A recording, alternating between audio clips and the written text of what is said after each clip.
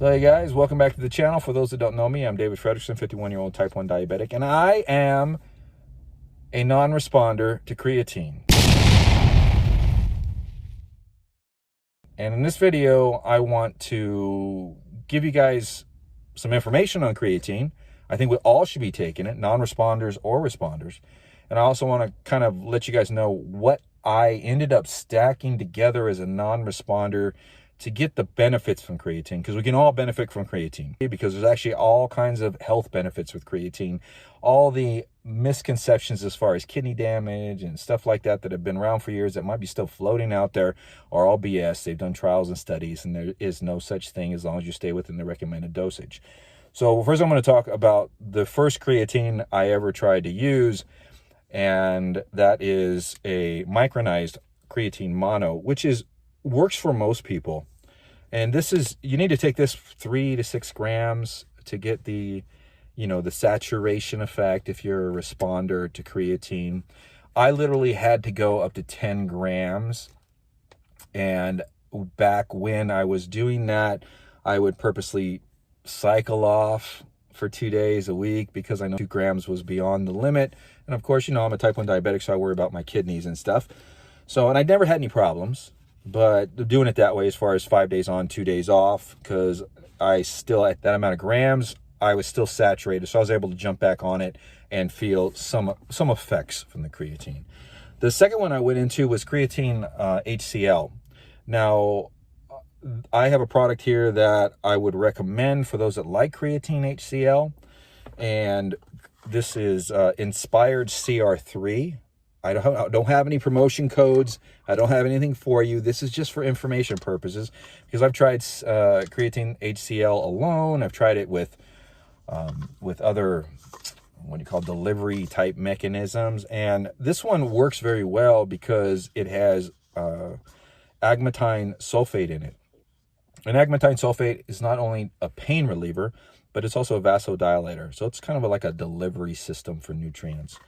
Now, the problem with these two here is, and the other one too, that I want you guys to really pay attention to know if you're a responder or a non-responder, is that creatine should be taken with carbs and or protein. So mainly with carbs. So like if you don't take it with a full meal, you need to take it with some kind of carbs, 20, 30 grams of carbs. There have been plenty of studies that say that is the best way for the absorption and delivery for creatine. So I want to get that out there first. So if you do have a mono and you're thinking you're not like getting any kind of response from it, it could be because you're taking it in your pre-workout and you're fasted, and creatine is just not going to absorb well and be delivered well that properly. It's got to get into the cells, and it's got to saturate the cells.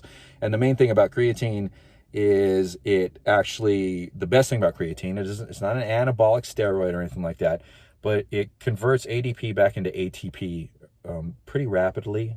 So that's the benefit from creatine. So it gives you those power bursts, those strength bursts.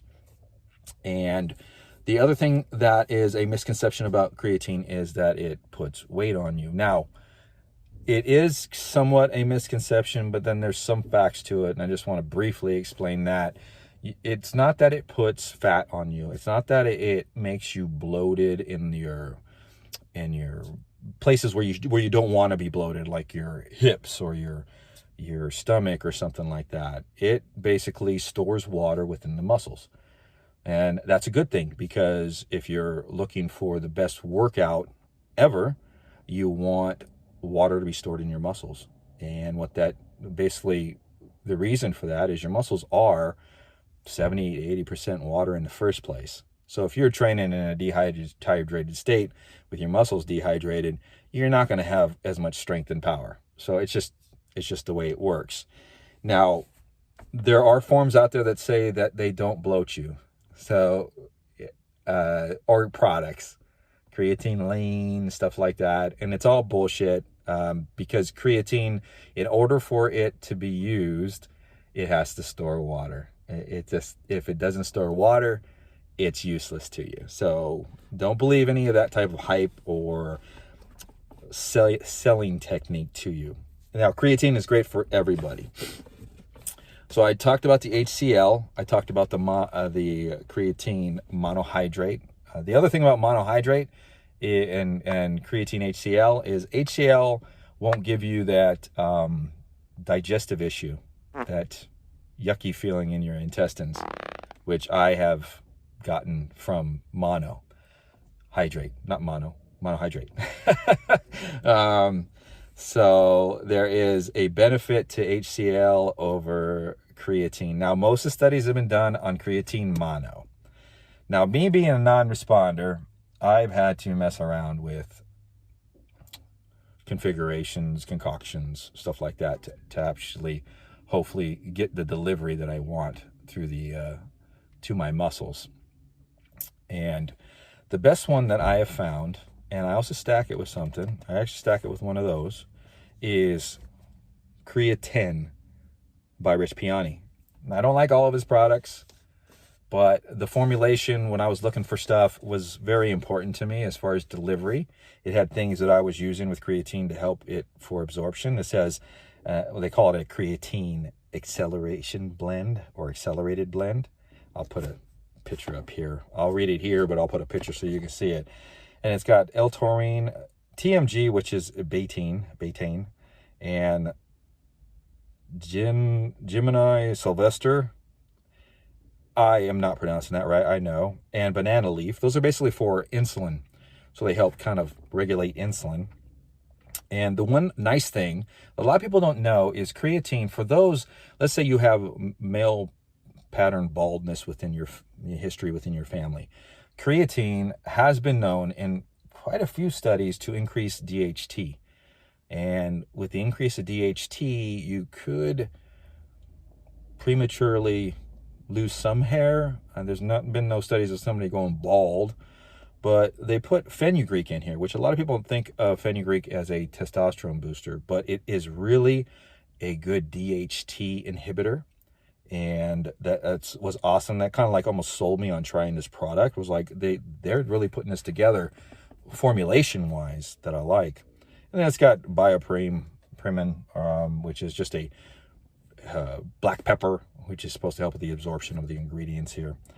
And then it's got the creatine blend. So it's got, I'll put the picture up here, Creatine Anhydrous. Now, Creatine Anhydrous, a lot of people don't know, that's 100% absorbed creatine. So creatine mono is about 93%. They're just figure 90%. But that's 100% absorption in the creatine anhydrous. Then it's got tricreatine malate, and that's basically what they do is, now all these other creatines are different for different absorptions within the gut. And the malate is like citrulline and citrulline malate. So basically they're putting a malate acid to the creatine to actually help it absorb. It's got, of course, creatine monohydrate. And then it's got the tricreatine citrate and the creatine citrate, the creatine pyrite, creatine ethyl ester hydroxychloride. That's CEE, which you see on a lot of labels there. It's got creatine alpha keto acid. It's got creatine glutamate and creatine phosphate. Now, creatine phosphate was interesting. They put that at the end, and basically creatine phosphate is basically what your body supposedly produces from all these creatines in the end to actually for putting things through. And like I've said in other videos, I don't like blends. I like to know exactly how much is in this. But if you ever see a blend, if you look from the first one to the last one, it's basically going to be, you're going to have more of the first, probably 3 grams of all of this is within the first 4 ingredients, which are all study-wise very well absorbed. The ones after the first 4 or 5 of these are probably 75-80% absorption rate, but there hasn't been a lot of studies on there. Basically, these are just a lot of different ways that the creatine is absorbed into the system so it can be delivered to the muscles. Now, this was my favorite concoction. It still is. So if I can't do what I'm going to tell you right now, let's say money-wise or whatever, I still take this and I still get a great benefit. I take this with carbs about 15 to 30 minutes before my workout, 20 grams of carbs, and have no real insulin spikes. My insulin drops towards the end of my workout. For those of you that know me, I'm a type 1 diabetic, so I have a big thing about that. I'm always trying to control my insulin through the workouts.